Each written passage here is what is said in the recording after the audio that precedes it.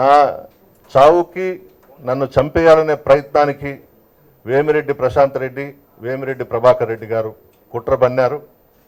దేవుడు నన్ను కాపాడాడు, నా కొడుకును కాపాడాడు. మా తల్లి శ్రీలక్ష్మ గారు ఒక్కరే ఉన్నారు బెడ్రూమ్లో.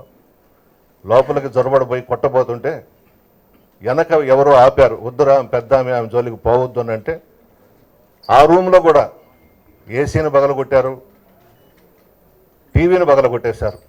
ప్రతి రూమ్లో ఏమైతే వస్తువులు ఉన్నాయో అన్నీ పగలగొట్టి పారేశారు. ఎక్కడా చూడలేదు మనం. బహుశా రాష్ట్ర చరిత్ర కాదు, ఎప్పుడు కూడా ఇటువంటి వాటికి మనం పాల్పడలేదు. తప్పది.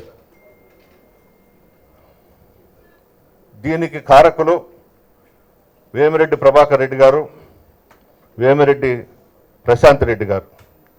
కొంతమంది నాయకులు గేటు ముందున్నారు, వీళ్ళు ప్రోత్సహించి లోపలికి పంపేయడం. అందరూ సీనియర్ లీడర్సే. వీడియో కూడా మీకు చూపిస్తాం. కోడూరు కమలాకర్ రెడ్డి, దువ్వూరు కళ్యాణ్ రెడ్డి, జట్టి రాజగోపాల్ రెడ్డి, ఇంతా మల్లారెడ్డి, కొల్లారెడ్డి సుధాకర్ రెడ్డి, పెనుబల్లి కృష్ణ చైతన్య, చప్పిడి శ్రీనివాసులు రెడ్డి, సాయి తేజారెడ్డి. ఈ 8 పేర్లు రాసి ఎఫ్ఐఆర్ కట్టమని అడిగితే మొన్న రాత్రి 12 గంటలకు ఎఫ్ఐఆర్ కట్టారు. ఏ పేర్లు లేవు దాంట్లో.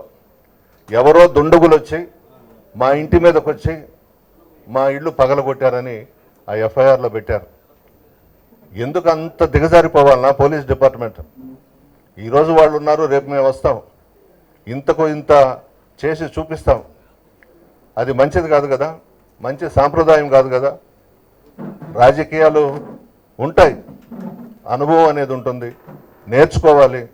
అవన్నీ ఏమీ లేకుండా ఎవరు స్క్రిప్ట్ రాసిస్తే నన్ను తిట్టడం వ్యక్తిగతంగా. ఈ సంవత్సరం రోజులు నేను ఒక్క మాట అనలేదు ఆ మనిషిని. ఆ ఒక్కటి తప్ప, రాజకీయాల్లో ఓనమాలు నేర్చుకోమ్మా, అనుభవం తెచ్చుకో అని చెప్పానే తప్ప నేను ఎక్కడా కూడా చెడ్డగా మాట్లాడలేదన్నా. ఇది అన్యాయం. ఇల్లుగా లేదు, గోడలు తప్పించి మొత్తం ధ్వంసం చేసేశారు. ఇది మంచి పద్ధతి కాదు. నెల్లూరు జిల్లా ఎంత బాగుంటుందో మీకు అందరికీ తెలుసు. అందరం ఫ్రెండ్లీగా ఉంటాం, ఏ పార్టీ వాళ్ళైనా కానీ.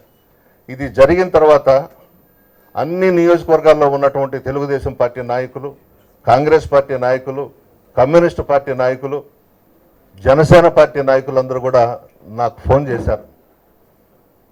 పేర్లు చెప్పకూడదు, ఫోన్ చేసి ఓదార్చారు. బాధపడద్దు, మన జిల్లాలోనే ఇటువంటి సంఘటన ఇంతవరకు మేము చూడలేదయ్యా, మీరు బాధపడొద్దని నాకు ధైర్యాన్ని ఇచ్చారు. ఆమెని ఏమైనా చేయొచ్చు. ఆ గొడ్డళ్ళు ఆ తాగి వచ్చారు కాబట్టి మా అమ్మను కూడా చంపేసి ఉండొచ్చు. నేను కానీ ఉంటే ఖచ్చితంగా చంపేసి ఉండేవాళ్ళు, దాంట్లో డౌటే లేదు. ఏం చెప్పిందో తెలుసా? నా కొడుకుని కాళ్ళు చేతులు కట్టేసి నా కాళ్ళ దగ్గర పడేయండి అని చెప్పింది. ఇంటి మీదకి వచ్చిన వాళ్ళతో, ఈ 7 మందితో. నాకు తెలియదు, వాడిని తీసుకురావాలా, నా కాళ్ళ దగ్గర పడేయాలా? ఏంది ఇది? ఏమి రాజకీయాలు ఇవి? నువ్వు మాట్లాడితేనే నేను దాన్ని కౌంటర్ ఇచ్చుకున్నాను.